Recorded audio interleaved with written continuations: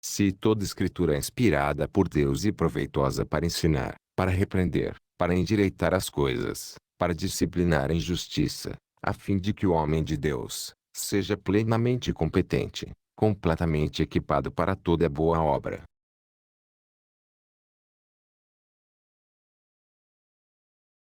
Porque o homem precisa de um escravo fiel e prudente para ensinar a Bíblia para ele, e que sem este escravo fiel e prudente, ele não vai entender nada da Bíblia, e assim, ele não fará progresso para obter a vida eterna.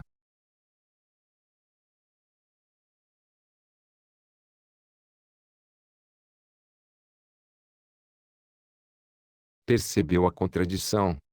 Se o homem precisaria do escravo fiel e prudente para entender a Bíblia e assim obter a vida eterna, por quê? O apóstolo Paulo não explicou isso em 2 Timóteo 3,16, 17. Se segundo o corpo governante das testemunhas de Jeová, o alimento servido pelo escravo fiel e prudente deve ser inquestionável, porque o apóstolo Paulo escreveu: certificai-vos de todas as coisas, e apegai-vos ao que é excelente. Ora, se o alimento servido pelo escravo é inquestionável, então por que o apóstolo Paulo diria que devemos nos certificar se este alimento é realmente excelente? O que o apóstolo Paulo quis dizer com certificai-vos de todas as coisas? Se tudo que o escravo serve é inquestionável e excelente, então o apóstolo Paulo mentiu? Pois o apóstolo Paulo disse: certificai-vos de todas as coisas e apegai-vos ao que é excelente. Ora, se tudo é excelente, então, por que eu devo me certificar deste alimento? Percebeu?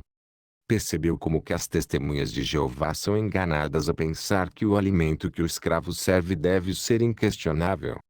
Ora, se todo o alimento servido pelo escravo é inquestionável, então por que eu deveria me certificar sobre este alimento, e apenas saborear o que é excelente? É porque haveria alimento imperfeito, e o que fazemos com um alimento imperfeito?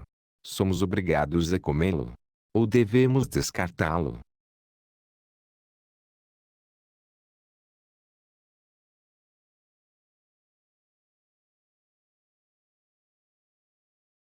O que é um alimento perfeito?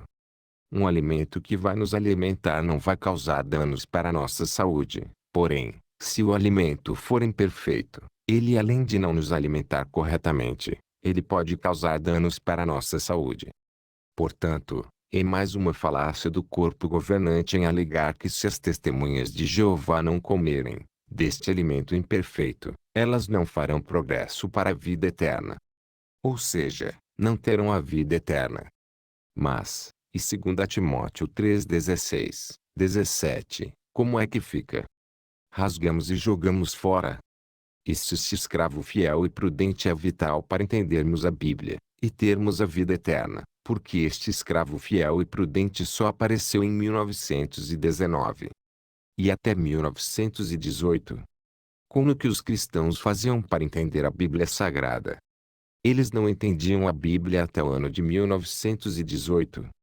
E se eles não entendiam a Bíblia até o ano de 1918, então, eles perderam a vida eterna. O que o leitor acha? Acha que as testemunhas de Jeová devem continuar defendendo esta verdade, que só em 1919 que apareceu o escravo fiel e prudente, e que só a partir de então, elas começaram a fazer progresso para a vida eterna? Sim, o corpo governante ensina que sem este escravo fiel e prudente, ler a Bíblia Sagrada é inútil, e não se obterá a vida eterna lendo-a sozinha, sem a ajuda deste escravo. O que você acha, diante de tudo que viu, até agora, neste vídeo? Não acha que o corpo governante usa esta falácia para manter presos cerca de 8 milhões de adeptos que lhe proporcionam milhões em dinheiro todo mês? E que se estes 8 milhões descobrirem que estão sendo enganados por este corpo governante, a fonte de dinheiro do corpo governante poderá secar.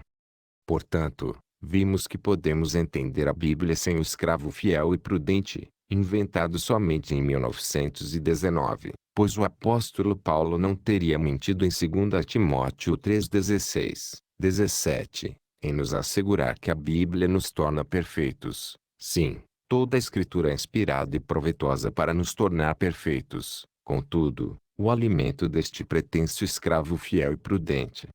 Como ele mesmo afirma, é um alimento imperfeito.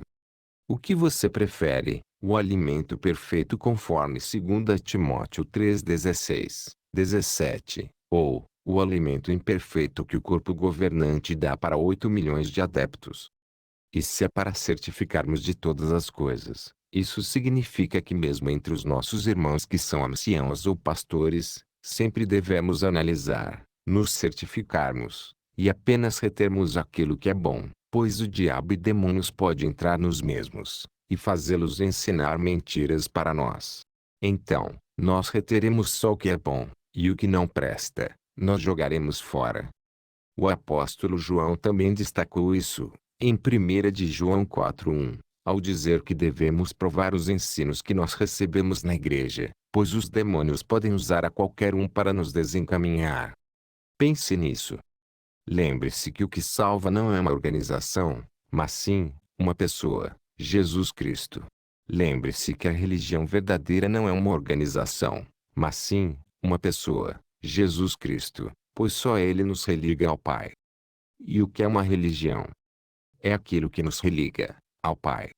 E só Jesus nos religa ao Pai, e mais ninguém, nem Maria, nem corpo governante, nem Papa, nem ninguém.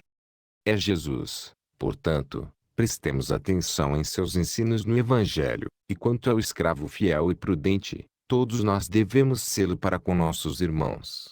Ao assim agirmos, seremos designados sobre todos os bens do amo Jesus, ou seja, cuidaremos bem daquilo que Jesus nos tem dado. Reflitam bem nisso.